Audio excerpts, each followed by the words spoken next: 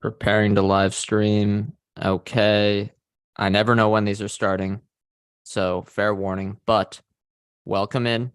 This is the Investing Power Hour on Chit Chat Money number 63. No significance to that number, but we'll hit another round number at some point. We'll keep chugging along on these. My name is Brett Schafer. I'm joined as always by my co-host Ryan Henderson. We're doing this live on Thursday. This time we're doing 11 a.m. Pacific time. We had scheduling just to change this time. Full disclosure, Ryan had a dentist appointment, so don't worry. We take care of ourselves over here.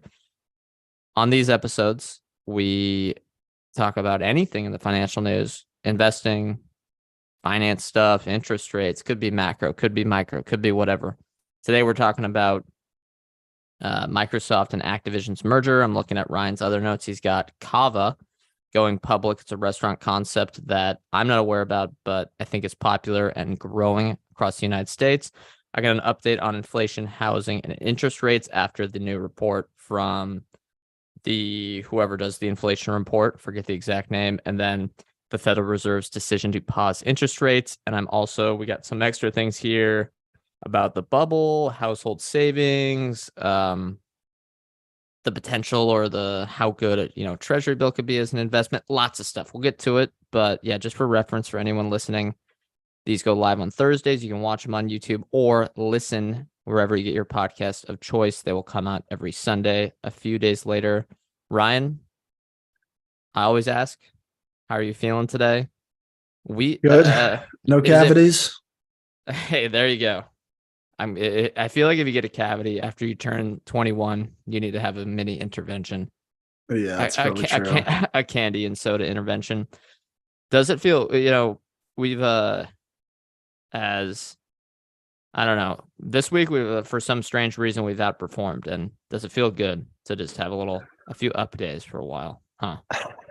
Yeah, it's like that meme where the person's celebrating with champagne on the podium and then they like zoom out and he's in fourth place or whatever. That's kind of what it feels like right now. But it's good to win one. Definitely feels good. I honestly haven't even checked today. Are we doing all right? Where are you at on the fear and greed odometer if you had one? For me? Yeah. Well, I try to be as best as possible to listen to the be greedy when others are fearful. So I'm in the fear category. I think that's we're going to have a discussion after this episode about what our treasury strategy is going to be. So I think that kind of indicates what my thoughts are. But I don't see many opportunities out there for new stuff. I really like right now to not purposefully rotate over to value stuff, but maybe rotate a little bit out of growth just because the opportunity, when stuff goes up 50, 100%, the opportunity is just not as good. Yeah. And suddenly treasuries yielding 5.25 start to look not that bad and risk-free. So I think it is a good point. And I'll take one, for example. There have been a number of the companies in the portfolio where it's like, man, we're like, gosh, these are, they're pretty cheap. And it feels like you can get a comfortable 15% IRR rate of return. But all right, let's take Dropbox, for example. We just went through and did a show on them. If you want to listen to it, go ahead, check it out. We've done it. It's somewhere in the probably 2 months old at this point, month old, maybe 2 months. And we kind of got to the idea that, okay, 15% returns seem achievable based on fairly conservative assumptions. But the stock's up 20% in the last 2 months, 25% maybe. So yeah, if it goes if it goes up 50%, then the math, you gotta do a little math there. What's my risk reward here? Are they really did they deserve to go up 50%? How many, is the business even better at this point? Especially when it seems to be a big time factor bet on a lot of these things. Sometimes everything just moves in conjunction, regardless of whether the business is actually improving. But in some instances, I think if there's a 50% move can be warranted because some sort of unlock in the business, something is way better than it was. I think it's a case by case basis. But what are your thoughts? I'm sure you agree with that. Yeah, I 100% agree. And I feel like people are reluctant to trim. I am kind of the opposite. I'm happy to trim I know it might cut some of your winners short, but if something jumps 50% in a matter of days or a matter of months, 2 months, the forward returns are less, like by a decent amount. So it's I don't think there's any harm in trimming or trying to reallocate to different opportunities. The other thing I wanted to ask you is if you're getting 5.25 right now, risk free, 5.25% rate of return with treasuries, at what risk on return, so call it, like if you're buying an equity and you expect it to say generate 9%, but obviously there's risk, there's execution risk, the world could change, that kind of thing. At what percentage do you start to say, nah, I'll opt in for the 5.25? Yeah, and for reference, the 3-month treasury right now is 5.23%, according to this link I got on CNBC. I think it would have to be above 10%, but I think that's what we're targeting anyways, right or wrong. So, What do you mean? like my forward return rate, right? Okay, yeah. So you're Yeah. saying if it was below, you'd start to think, I don't think well, that's and it kind of changes the math for when I would want to trim something, because if I can get out of something that I think either is low growth and trading at a, more of a premium valuation now, then the math is a lot different than when you couldn't get any yield on treasuries, especially if you're not upset with a 5% return right now, and you wouldn't be like, yes, there's always the risk that something can run up and double even, from when you sell it. That's the risk of selling something. But when you wouldn't be upset if a stock drops, after running up 100%, typically I would say it's one of those opportunities that might be volatile in general. And there could be an opportunity to buy it 50% down, because the stuff that's just historically, I think there's some stuff that's a lot more volatile than others. how long does it take to get a double on treasuries right now? What, probably like I don't know. 13, 14 years? I can run the math, but it would be a bit annoying to do this live, and I would be worried about getting it wrong. But maybe Yeah. we'll come back on next episode. I'll do the math for everyone. Yeah, it is funny. I feel like I'm leaning more towards fearful on that little odometer thing. And the thing I find interesting is we're at kind of peak rates over the last what? When's the last time we've had rates this high? I It's would been a long time, right? believe maybe let's look it up. I'm gonna look it up and share the screen. Federal Reserve discount rate chart. That's my Google search. Sorry, didn't Either way, use in ChatGPT. recent history, it's the highest it's ever been, and yet I feel like you're getting a much lower earnings yield on the S&P than you were a while back. So it's like, and maybe that's just kind of anchoring, but I find it weird that with rates this high, price on equities is continues to run up. Yeah. Because I remember you posed a question. You were like, I think it was when we were in the zero interest rate environment. You're like, would people really start opting in for bonds or treasuries if the yield was 4%? And everyone was like, kind of maybe.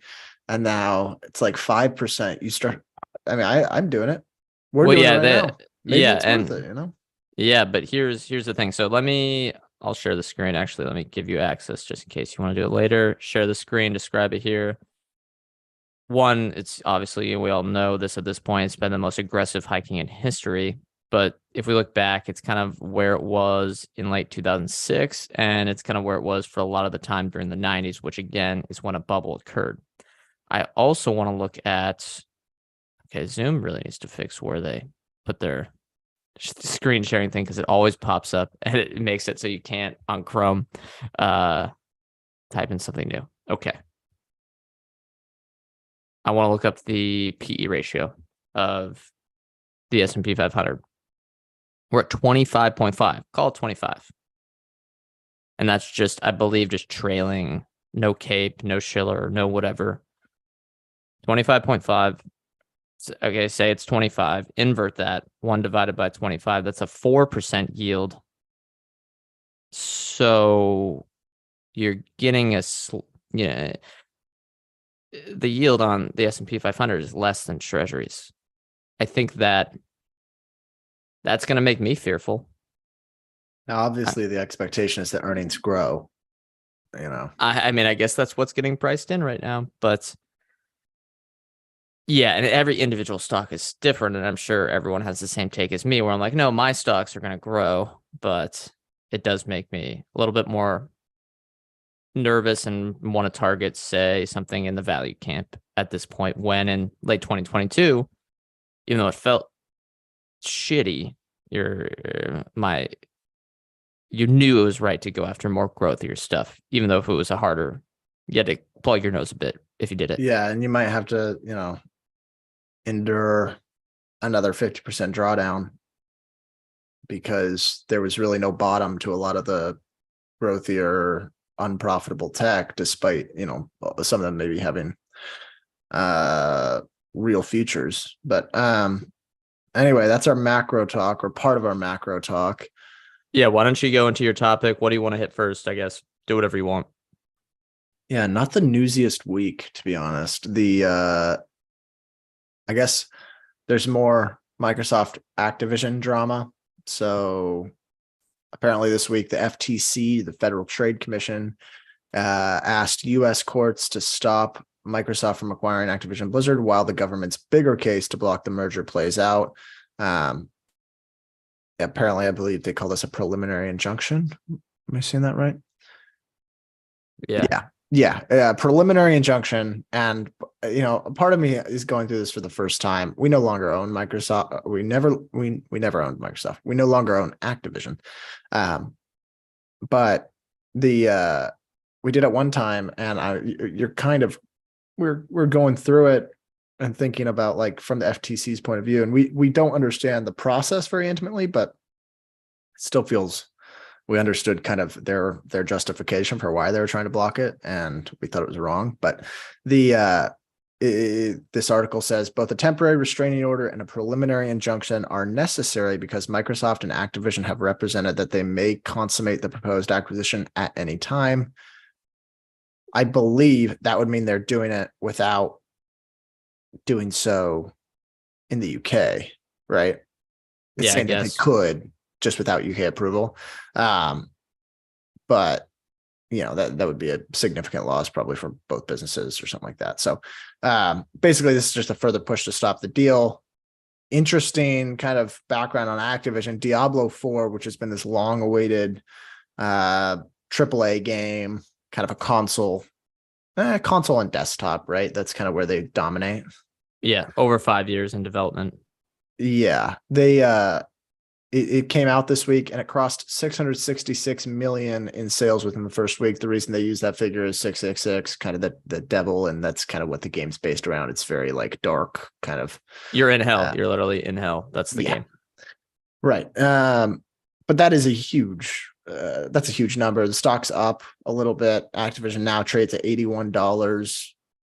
It's 18.5% away from the acquisition price. Basically, the market is saying there's very little chance this goes through. So if you're buying here, you're buying specifically to own Activision as a standalone business, right? Isn't that how you think about it? I'd probably think so. And I think a lot of people aren't really betting on the acquisition to go through, but I think they are betting on getting that $3 billion breakup fee from Microsoft. It seems like Microsoft has now, maybe they were looking for regulators to be a bit more rational, but they seem to have bungled this a lot. I know there are a lot of Microsoft shareholders out there that wouldn't be upset if the deal didn't go through, but it is a waste of $3 billion. Kind of pennies to them, but still. Activision, though, yeah, it's driven by Call of Duty. Yeah, it's driven by Candy Crush a bit, but yeah, the majority is Call of Duty, and that's Call of Duty Warzone, the premium game, and Call of Duty Mobile, and that's for their business. I believe, what are we at? Like it's typically around $8 to $9 billion from revenue a year. This Diablo first week, or say first few quarters after launch, will be a nice little bump for them in the near term, but it's not going to be a game changer for the financials. I think the key, and this is what they discussed, is making it more of a live services offering after launch. So they have these really in-depth campaigns and stuff like that. and it's a great story, and people buy the premium game to play this story. It's a well-loved franchise. The last ones have sold a lot. This one seems to be the best-selling game in Blizzard history. But the key financially for Activision is to make it a 4 to 5 year or longer live services game with add-on content, bonus stuff that they say is coming down the line. They say they prepped years to make. And if that happens and they can bump, say, this to a $1 billion seller every year, if you include live services, yeah, they can meaningfully affect Activision's financials, and they can probably hit that $3 billion cash flow target that they've been targeting. Yeah, agreed. Anyway, I think it's, but fun to that's look one of at. those ones that's one of those with it's I feel like it's lower growth, and I think it's a durable. I think the brands are durable, and I think that stuff with the the workplace culture stuff was terrible, but it looks like they're slowly getting better with that, and it's still a problem. But I think the biggest indication that things are getting better on that front is that they're rolling out games on there's less delays. That yeah, they're, you're not seeing the voluntary resignations, people trying to leave, people because obviously that slows game development. You're seeing them kind of hit that regular cadence. And so I think that's probably proof that things are getting better. yeah, and unless you really trust some sort of you think the management team is a Berkshire-esque capital allocation savants out there. If a stock right now is trading at 15 to 20 times earnings, I guess maybe closer to 20 times, and it's low growth, or you kind of think it's, growth is not going to be a big factor in for earnings. I don't know why I would want to own it right now. Activision. Yeah, Activision. I'm saying that as an example of that scenario that basically describes Activision, at least in my mind. Some people might be more optimistic on the future earnings, but yeah. And the other thing that we've owned Activision. We have kind of a long history of ownership with them. Well, not really that long, but basically we rode them down, sold at the worst possible time. Buyout rumors got boosted the stock, bought it, kind of broke even on the merger arb, but I think we lost like 1% after the UK deal broke, or after the UK filed to stop the merger. I have found that the worst time to buy Activision is right after a big game launch. Like they have a ton of success with one hit game. And I think the stock jumped a little bit because of Diablo 4's success. I feel like it's better, because these are long-standing franchises, to do it when to acquire shares when it's trading at it. When they announce the date and you're confident that it's going to be, like, they announce the release date and you're confident. I mean, same thing with Nintendo. When it's right, not right after a hit game. Like, no, it's when not they're when they kind of in the trough of the development cycle. Yeah, and it would have been, say, 6 months ago for both Nintendo and Activision, where the game's coming out, that these are guaranteed sellers. We're talking Zelda and Diablo. Yeah. Yeah, I mean, that's a much better time, at least to think about it. Because typically, historically, yeah, I think a lot of, if you follow the gaming industry closely, a lot of investors on Wall Street are not really following it as closely, and there can be some opportunities for, I mean, it's usually not fantastic, but yeah, could be present buying opportunities if you like the long-term prospects. We do have two questions if we're going to, before we transition to another topic. First one from, this is a funny name, Mr. Dapper Capper. Thoughts on the drawdown in healthcare insurance stocks? Is CVS looking like a good risk return from here? We do not know anything about health insurance.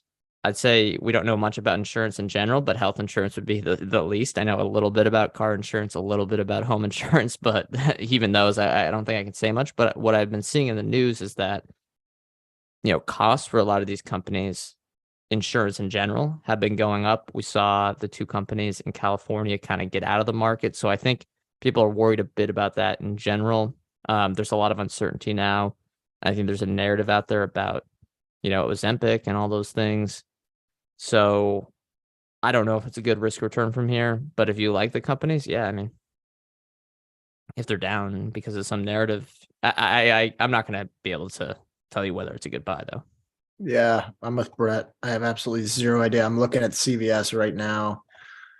$20 billion in operating cash flow, kind of 17 billion dollars in free cash flow, enterprise value of 148 billion. So 7-8 times free cash flow. I mean, I don't. Who is that? CVS? Yeah, I mean the free cash flow looks pretty durable.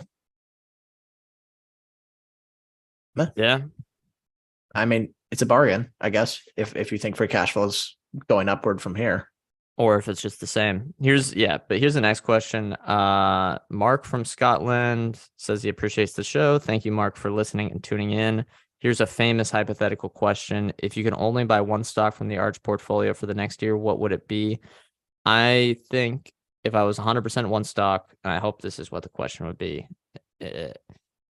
Look, I'm always going to say the conglomerate we own, which is Nelnet, because that's very diversified. We trust the management. It's the management team I trust the most in the world. But in regards to what I'm most bullish on in the near term, I think that's really hard to predict. And I think that's all based on feeling.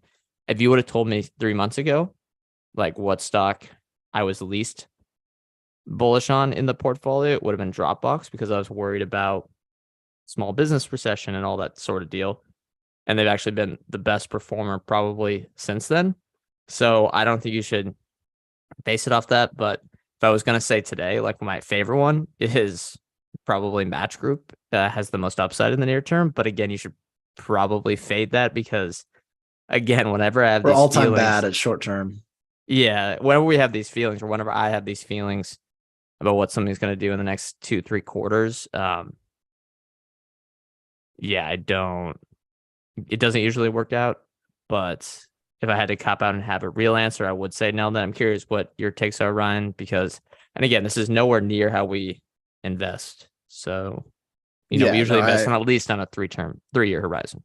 I like the question, and it's interesting because Nelnet is probably a safer bet, but I'm probably going to own, barring any massive change in management and capital allocation strategy, I'm probably going to own Nelnet for a long time, and I don't really care what happens over the next year, and I don't see any like huge catalysts coming that are going to like make it some incredible performer.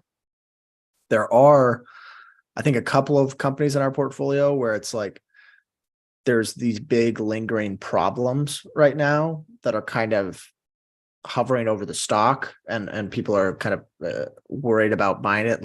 Ally Financial is kind of the one that comes to mind. The loan book on, they're one of the biggest auto lenders, subprime, I believe. They're one of the biggest subprime auto lenders, right, in the U.S. Who? Sorry, who? Say that Ally. again. Yeah, they are. But they do. It depends. They are They have a number focusing of different more. loans. Yeah, they are focusing more, I guess, on prime. But whatever. I'm trying to. I don't know if they're the largest, but they offer a lot of prime and subprime and different financing basically around the auto market. And so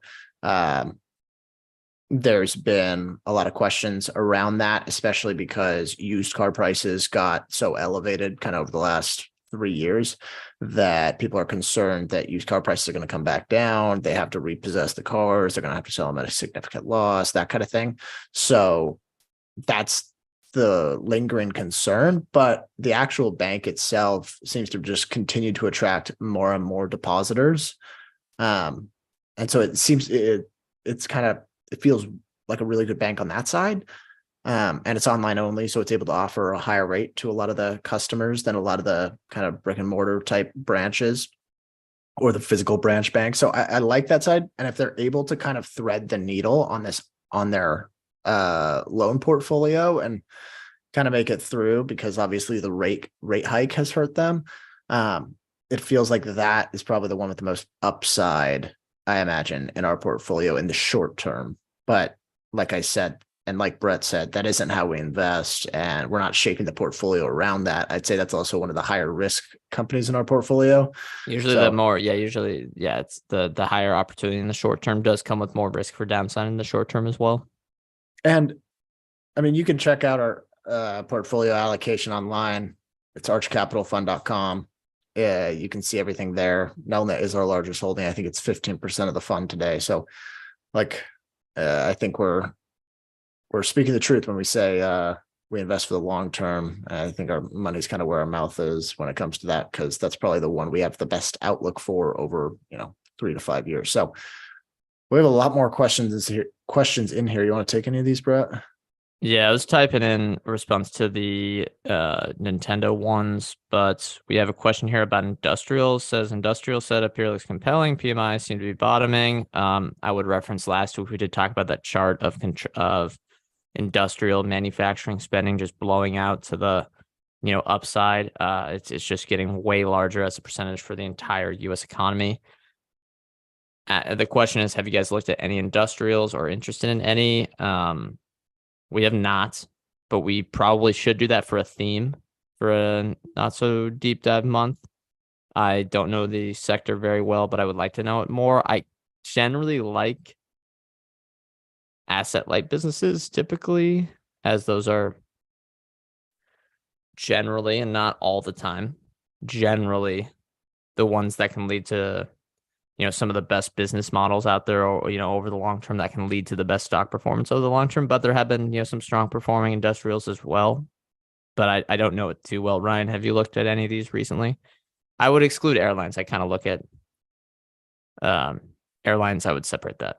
I like to follow that industry because it seems sometimes there can be some extremely cheap stocks out there. Yeah, no, I don't follow it that closely. I kind of just vaguely follow one general contractor called Mostech. Just because someone, right? Yeah, and then there's a lot of stuff that we own that's kind of tangential to the manufacturing industry. So Autodesk, Procore, those are both software providers that we benefit from. We don't own Procore to be. Don't own Procore. We follow it. Yeah, follow it. Those are two that benefit from increased spending in the manufacturing sector and for industrial companies largely. So, and it takes a while to trickle through, but we kind of have some exposure to the industry that way. We just, I don't know. I don't think we've ever been great at following the industrials, and it really is. All those feel like they have a lot of cyclicality and a lot of bumpiness in their earnings. Yeah, and there's some factors that can come in, like commodity prices, their input prices, energy prices, that can affect them. I like looking at whether right or wrong, because sometimes these stocks can trade at premium valuations. Autodesk, good example, hasn't been a big winner for us and has been a slight loser, I'd say, versus the market. I much rather would look at software companies that serve construction, software companies that serve engineers, software companies that serve the manufacturing space, because I think those can be fantastic businesses with high switching costs, especially as we move. And it's one of those where I think the tailwind of digitization is going to be durable for multiple decades, unlike, say, the adoption of some consumer internet thing that's really easy for anyone to switch into. These ones take time, and I just think it's a great hunting ground, although typically these stocks can trade at premium valuations, but they're ones that I have on the watch list. For example, Ansys is simulation leader. Aerospace companies use them. A lot of other companies use them. For example, Formula One teams use them for simulation software. That's always traded at a premium valuation, and I think it's one that's on my watch list as a key. Like, if we go into a prolonged 0809 type drawdown, that's one that I would want to buy if earnings multiples across the board totally collapsed. Yeah, we actually did a whole engineering software month where we looked at basically all those businesses: Ansys, Dassault Systems, Autodesk. Who else was in there? PTC, Bentley Systems. They're all good businesses. They typically trade at premium multiples with high switching costs. Yeah, that was really the big theme that we saw, was once a company uses these on a regular basis and across the entire organization, or all their engineers do, or whatever, it's hard to switch. Yeah, and they're ones that I would love to get at the right price, but it's a classic example, I think, of our strategy that we're trying to be a little bit more disciplined on price, because, again, we've talked about on the show, or just in general, of how our biggest mistakes have been not being price disciplined. And I think you got to be okay if you like these type of businesses, even those industrials as well, and say, hey, look, I'm going to keep it on the watch list. If it hits the price that we think makes sense, we'll buy. But if it doesn't, it might sit on there for a long, long time. Yeah, I mean, you think about some companies, you go back to like Buffett and think about how long he waited on certain companies. There was situations where he would read their annual reports for more than a decade because it just simply wasn't the right price. It wasn't in his whatever, it wasn't in the strike zone to swing at. And then he finally got it at a good price and the returns were still good from there. So if you're right about the long-term projections of the business, you can wait. You can afford to wait for a proper valuation. Big I deal think if you miss it. Yeah, and the big thing I think for everyone else is position sizing probably shouldn't be as aggressive as Buffett, but Oh yeah, God, everything no. else, yeah, he's you know, he's a little better. Let's go to the And next everyone, topic though. yes. CAVA. What do you hit on this? Yeah, you ever What even is been to this a thing? CAVA? No, but it sounds like somebody like. Is it in? Do we have any in Seattle? I don't know about Seattle. I don't think so. Check right now. I'm going on I think Google there's only Maps. like there's only 18 stores in the West, which is their geography that they define. So I imagine a lot of them are in California. But it's basically a fast casual Yeah, it's all Mediterranean restaurant all concept. all Kind of. SoCal. Oh yeah. Okay. So it's kind of. I know every fast casual concept gets this designation, but it's a bit of a Chipotle for Oh Mediterranean yeah. food. 100 times Um, earnings. Let's give it 100 times earnings already. All right, I'm sold. there's 263 stores across the country today versus 89 stores in 2019. So it's grown quickly. The average unit volume or the average revenue per store each year is $2.4 million. So I think that's kind of average in terms of AUVs. I think the largest one we've ever seen was that like hot dog place. You know, remember what I'm talking about?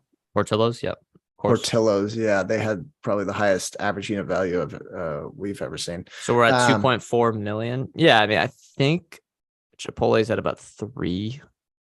So maybe they have a little bit of room to grow that. Yeah, they did $564 million in revenue last year, 17% gross margins, negative operating income. They're looking to raise, I think, just over $300 million in their IPO. They IPO'd this morning. So let me check this real quick. Kava stock.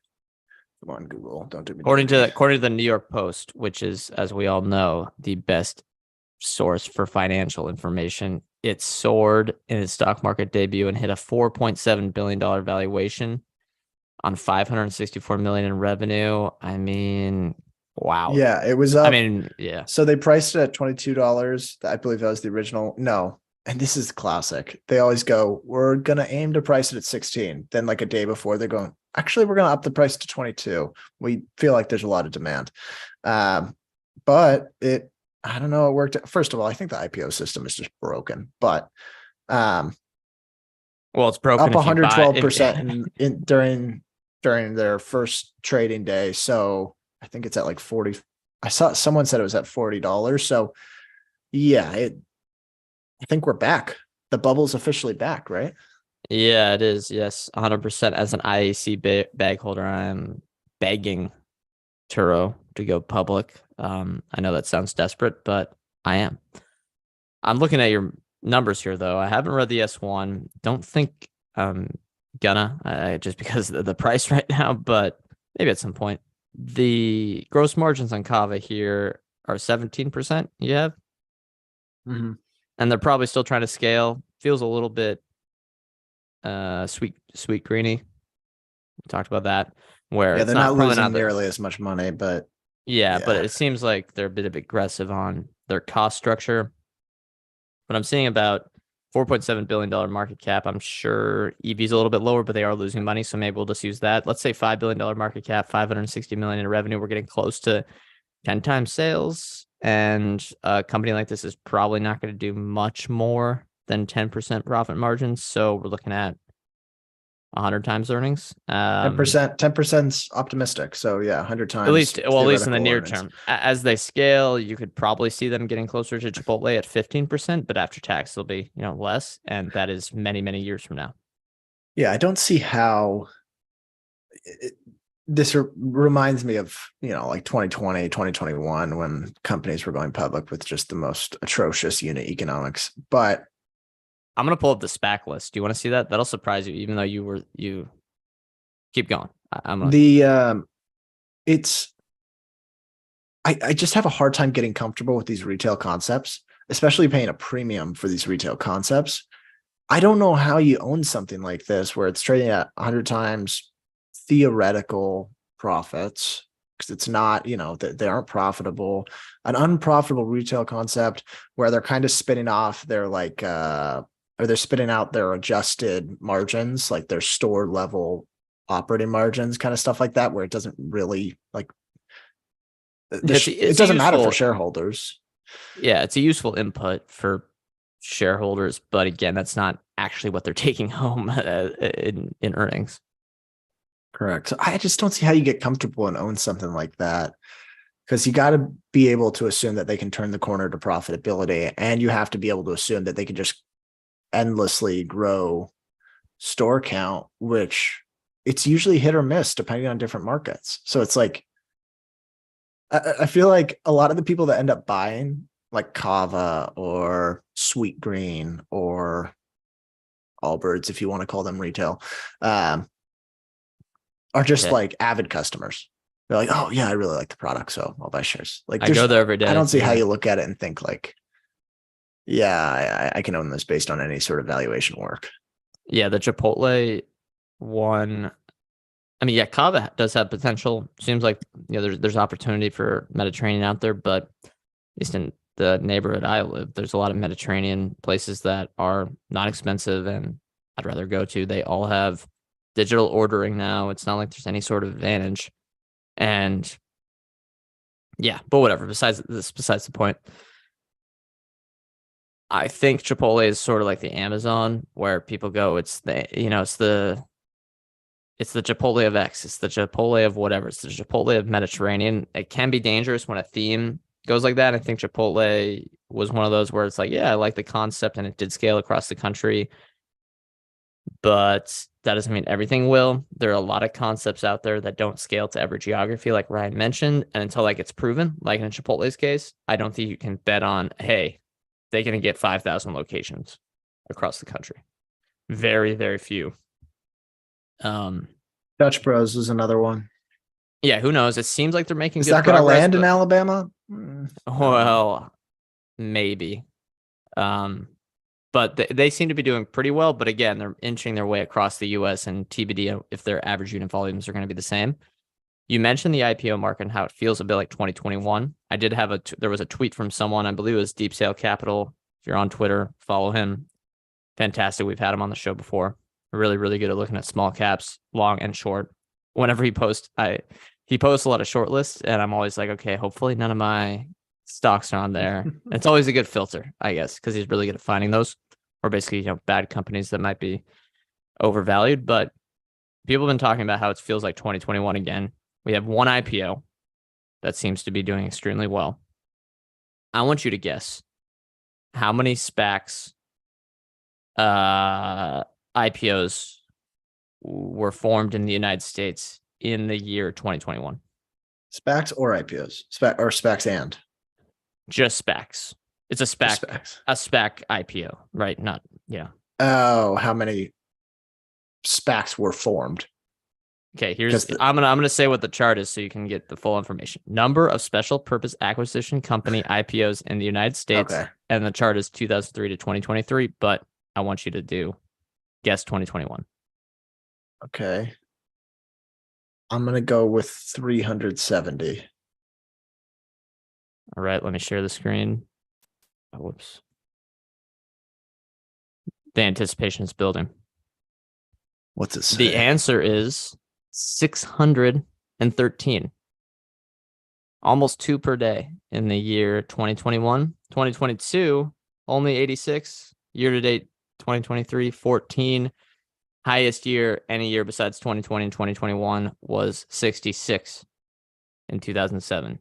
I think we're getting a little bubbly here, but this is nowhere, and maybe it's the same sort of bubbly territory in the mega cap land. We're nowhere near mid cap, growthy, unprofitable stuff. We're nowhere near 2021 yet. Yeah, that's certainly accurate.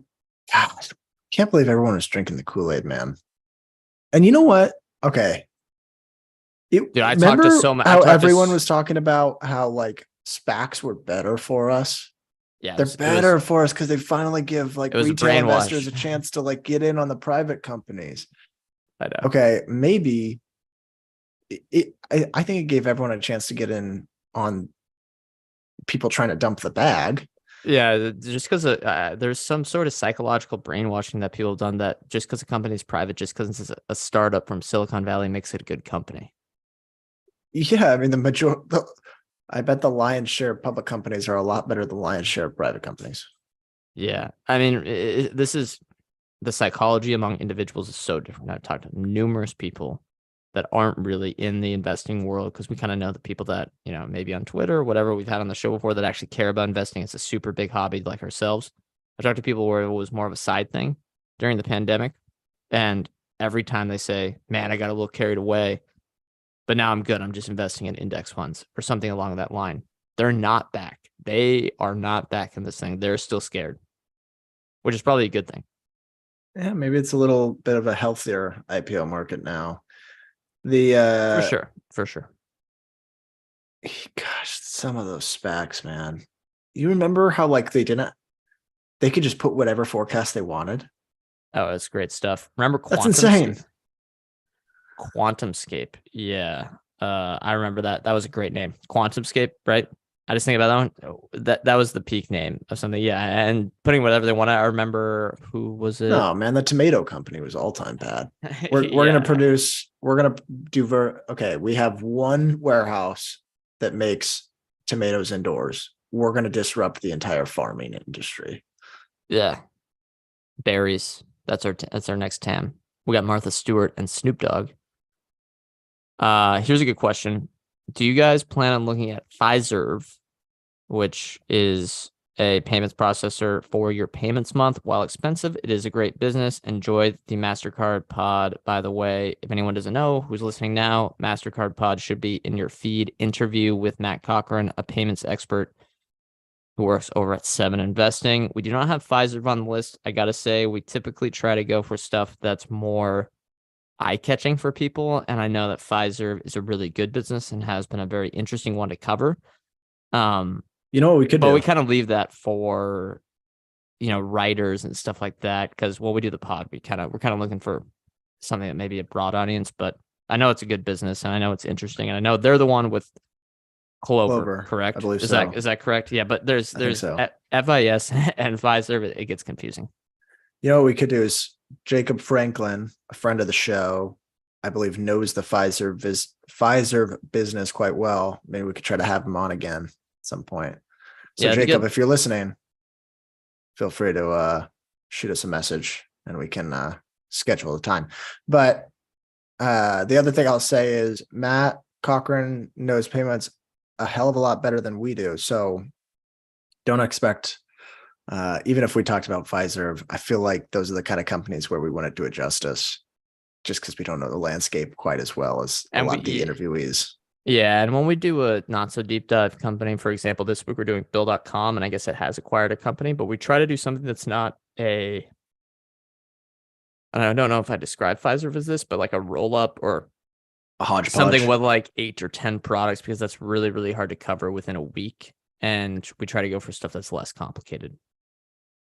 And part of the reason we do the not so deep dive shows is, I'd say, one of the largest reasons, aside from trying to entertain people, is to look at something where we think like it's something we honestly don't know a lot about, kind of the first layer of research. Could this be something that we one day own? And Fiserv, not to say we could never own it, but I've looked at it at least like just from a distance kind of read some articles and thought it might be outside my circle of competence. Yeah, it's fair. But I still think we could do an interview on that for sure. I think multiple people are interested in that company. Clover seems like a good business. But again, I haven't looked at it lately.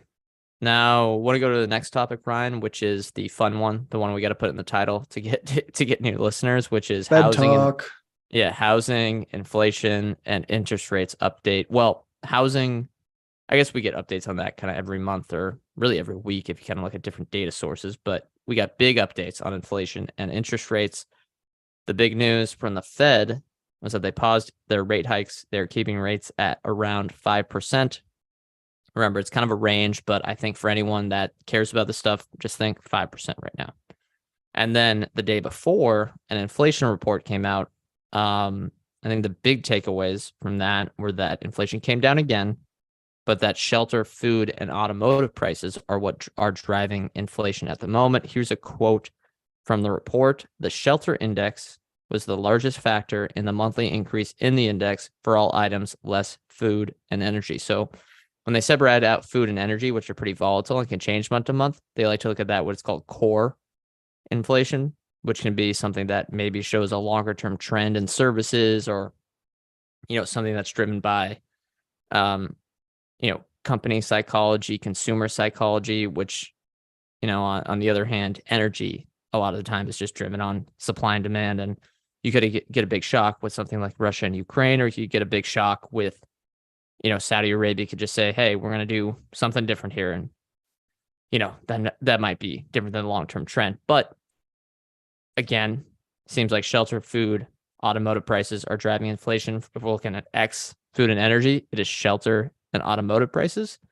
But I think people need to remember here are the legs, which, Ryan, we've talked about this before, right? How they're not looking at, say, last month. They're looking at, and the calculations are, I think, more complicated than this, like, the past year of data or the past 6 months of data in some cases. But either way, they're not looking at, okay, what are prices, right now for shelter? And if we look at the, say, indexes or, analysts that track some of these things, it looks like the real-time prices or stuff that's closer to, now, it seems like we're getting a little bit more disinflation. So if we look at the Manheim used car index, maybe I'll share the screen. And yeah, it's a lot. It's a lot of words to talk about. So used car prices fell to start really 2022, but in 2023, they did start to rise again, which I think is getting reflected in inflation at the moment. But through May, they have started to drop again. So that's going to be a disinflationary, deflationary impact that comes through over the next few quarters if this continues. And then if we look at let's see, we got a Redfin report here that rents have, let's see, nationwide rents declined 1% from a year earlier in May. So Let's shoot for more. yeah. Sorry to all the landlords out there, but you've had your time. The time of the landlord. You've had your decade. You've had your century. The time of the landlord is over. Now here's first question I want to maybe ask you. I guess just any general thoughts before we move on to any of the discussion questions before we close things out here. No, I kind of like. I think I like rates at 5%. I think one thing I wanted to say is it's fun to actually watch these meetings sometimes because there's so much hubbub made and kind of talk about Jerome Powell that you start to believe he's kind of someone who he isn't. And when you actually watch, you start to think, okay, you know what? This is a competent individual that did a pretty damn good job. I mean, the team, the Fed as a whole did a good job managing through COVID. I think we can look back and say that with like certainty now, right? Are you? Yes, yeah. Are you team soft landing then? I know aren't we slowly getting there, right? I feel like this is a soft landing at this point, but a soft landing can turn into a hard landing in True, but I feel like a few quarters from now. So it's a dangerous take to have. people talk about, at least, okay, I'd say 6 months ago, people were talking about inflation nonstop, like not even investors. I mean, like you were I mean, seeing you it could with, see it and you'd see it across the board. No surprise. yeah, I think I don't see that anymore in like, I'm not, when I go to the grocery store, I'm not going, oh my gosh, every time now. So it feels like anecdotally it's come down a little bit. We've seen the data. Obviously, a lot of the data is sometimes flawed, or there's different, one-time bumps that can affect things. But It's as not for the perfect. Yeah. I don't know. I like having rates at 5% because it gives people a real alternative to equities. Yeah, So 100%. And it creates actually like when there's 0% interest rates, it's not like it's like interest rates don't exist. It's like they don't exist. It's like lending doesn't exist. And that's not actually true, but you kind of get what I mean there. Where when it's it feels harder 5%, to value things. the process of how the credit-based economy is supposed to work is it's working how it's supposed to work when you have rates that are in the 3 to 5% range. The other question I want to ask is that housing is still up. We've seen it still staying high. We talked, rent, I guess, is kind of coming down and breaking, but housing is still high, especially affordability, which is factored into the inflation a bit. Again, it's complicated. Won't go through all the math here. I don't know all the math that they do here. But what do you think about how a pause in interest rates affect the housing market? And what if rates say don't rise anymore, or maybe they rise by 25 basis points and it doesn't really matter, but they don't go down for a full year? Do we finally see? Because here's my question: can the I housing market freeze forever? Like, is it going to just tighten it, right, with these I high think mortgage rates? it's going to look like a slow plane crash. I think it can. I think uh the number of transactions across the housing sector can be significantly lower than they were 2 years ago for a long time, because you got a lot of homeowners that are not looking, that maybe they're 15 years into a 30-year mortgage, Yeah, it's and rational. Yeah, they're saying, why would I go out and try to buy a new home at and take on a new mortgage at 7% when I've refinanced mine to 2 or 3? I mean, that's a part of the structure of a 30-year mortgage-based housing market. Like, you're going to have, in times where rates go up, there's obviously going to be less movement.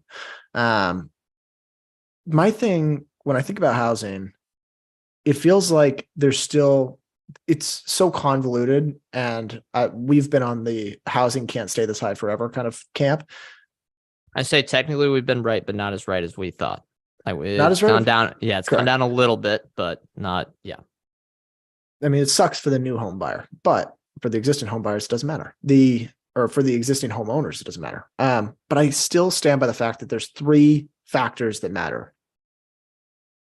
median home price, or average home price in the US, median income, and the mortgage rate. That's all That's that. going to determine, right, Yeah. who can afford a home and how many people can afford a home. But then I started to think, everyone talks about the housing shortage. Maybe the median income earner doesn't matter, because maybe home builders just are selling to the more affluent. Yeah, I guess I don't know the data on that, Maybe but I'd there's say just going to be less people that can afford a home. maybe the median homeowner is gonna put more of their income into their home. I don't think that would be the worst outcome, but obviously we don't. It doesn't seem like you kind I'm of don't want saying, someone spending so yeah. much on their home. Here's what I If think is going to be, or finish your thought. if the home builders, let's say they've been selling their average home for $410,000 or something like that, 400,000. If they're getting that bid just from from the upper middle class, there's no reason for them to take it down and kind of go down market. If they're going to keep getting that and they think they can get steady margins there, like, they don't need to produce more homes and try to sell to the lower target Yeah, demographic, right? I think that can work for a time, but eventually you're playing a little bit of a risky game in that regard, right? Let them be renters. I know, but That's what it feels again, like. again, I think that some of that the rental costs do, if rental prices come down and stuff like that, it can factor into the equation, or how many people, are willing to make the leap into home ownership if that the spread between renting and home owning is so wide, right? I think the big question for me, and I'm not sure how this is going to happen because it seems like the housing market has been very, very immune, is the record works in progress under construction right now. That's going to come online, depending on supply shortages, right?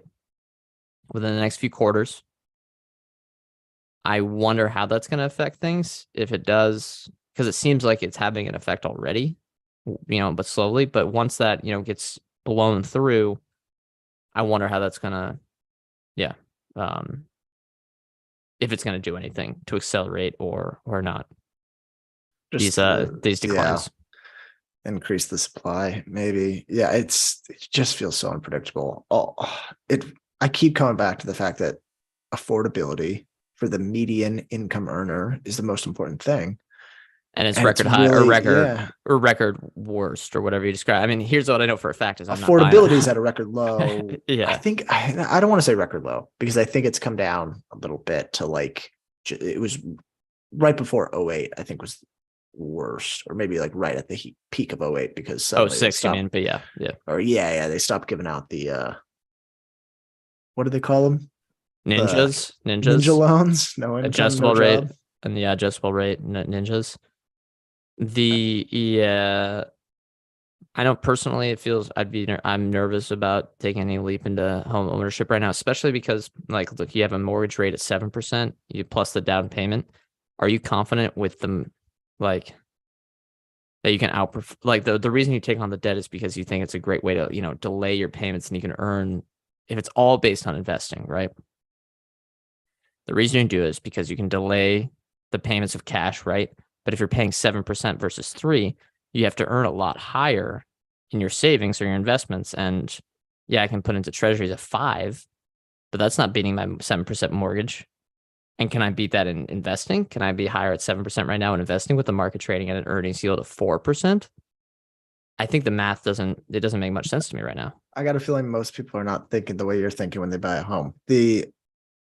I think we spoke with Jacob Franklin this week, and he raised a good point. He said there is no better debt in the world. Maybe there's something out there, but there's no better debt in the world than the mortgage in the US, because you're getting, first of all, as the structure, the concept in general. Yeah. Because you're borrowing 30 years into your future. I mean, how many companies can do that? You're locked in, your rate's not going to go up. It can only go down if you want to refinance, assuming it's the fixed rate 30-year. That's a wonderful concept. So I guess it's not all that surprising that home prices continue to just balloon. Yeah, I worry about taking a good idea. Good ideas are what people get into trouble, though. What get people into trouble? True. That is true. But it also keeps people in place, I imagine. Yeah. We'll see. There's also going to be a whole lot of inherited homes off That's the right. baby boomer generation. So yeah, and who knows what immigration stuff is. Yeah, I mean, that's going to supply or to fill into supply. I mean, there's so much stuff. I think most of the factors contribute to more supply. Then right, I think personally, but all right, we've got CBD. Yeah, housing is such a giant question mark. Got 2 minutes, 1 minute really. I want to hit two things. First of all, Netflix, at least in my area, finally cracking down on password sharing. I haven't watched Netflix in a while. I got to tell you, my first reaction was, okay, I guess I'll just go watch HBO. But this feels like one of those things where everyone's outraged about it. Everyone says, that's bullshit. I'm going to boycott. And it's ultimately revenue accretive. I think, dude, yeah, they are so smart on their timing, because now all the juice has kind of been squeezed on basically sucking the oxygen out of the room. And now they're going to try to make as much money as possible. And I mean, they're just so much better than everyone else. It was viral marketing. It was free. I mean, you were letting people watch for free, essentially, by mooching the passwords off of family members. The last one I want to talk about too, since we have a minute, We were wrong about Bud Light. Remember, we said whenever Oh there's yeah. like political controversy, fade it. Yeah, this one took hold. Wow. It's lost its top spot as the best-selling beer in the U.S., I believe, replaced by Modelo Especial. Vamos. So, yeah, yeah, it's. I'm surprised it had that big of an effect, honestly. Yeah, I think it was, and here's what I was trying to think about, because typically those boycotts turn into nothing burgers. And I think that's kind of the base rate or whatever you want to describe it. I know base rate's a little bit too intellectual for that, but whatever, right? You kind of, that's the rule of thumb is the boycotts don't work as much as people think, and it's overhyped. I think in this case, it's really because unlike a lot of the other boycotts, these are ones where one, you're consuming this and it's in your hands, so it's a visual thing. And when you're consuming this, you're with your friends, and a lot of times with your friends, you might have the same political views. So I think it was one of those where kind of it was really hard, right? Don't want It to be actually, that guy. if you're in Apparently, it that, if shows you're up. Apparently, yeah. yeah, if you're in Doesn't that want to show camp, up with Bud Light. I think the other part here is maybe that people stopped drinking Bud Light and figured out, oh, there's some other reasons to boycott it, which is there's better alternatives out that's there. right, and it costs the But same. Yeah. yeah, whatever. All right. It's a minute We're over. one, yeah, we are 1 minute over. I know Ryan said that, but we can go as long as we want. So it is our show. But yes, we wanted to keep this to an hour or around there. This has been the Investing Power Hour. You can find it either on YouTube, Spotify, wherever you get your podcast. Show is out Thursdays on YouTube, and then Sunday, wherever you get your podcast in audio format. We are not financial advisors. Anything we say on the show is not formal advice or recommendation. We are general partners at Arch Capital, and clients may hold securities discussed in this podcast. Thank you, everyone, for tuning in and for all the great questions. We'll see you next time.